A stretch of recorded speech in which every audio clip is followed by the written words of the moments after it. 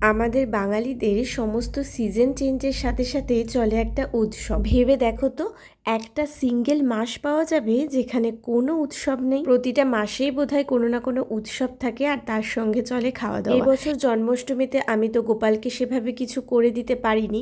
ভেবেছিলাম অনেক কিছুই, কিন্তু আর হয়ে ওঠেনি।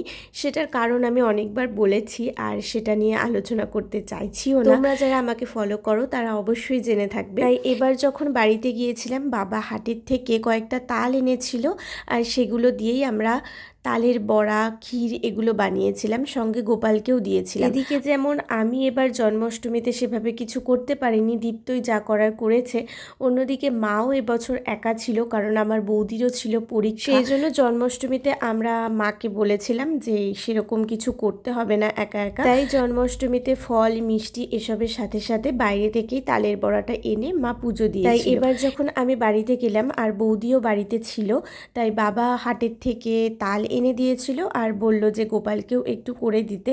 তাই মা সন্ধ্যাবেলায় গোপালের জন্য সুন্দর করে তালের বড়া বানিয়েছিল। দেখো, এখানে ঠাকুরকে মা সুন্দর করে তালের বড়া নিবেদন করেছে, আর আমাদের দুই গোপাল একসাথে কিন্তু তালের বড়া খাচ্ছে। আসলে আমি তখনও পর্যন্ত তাল খাইনি, তাই মনে হলো যে একটু গোপালকে দিয়ে তারপরেই খাওয়া যাক। তো তালের বড়া, তালের ক্ষীর এগুলো খেতে খুবই ভালো লাগে, তাই মা অল্প একটুখানি তাল আলাদা করে সরিয়ে আমাদের সবার জন্য একটু ক্ষীর বানিয়ে দিয়েছিল। আর এইখানে একটা দারুণ ইন্টারেস্টিং জিনিস বানানো হচ্ছে।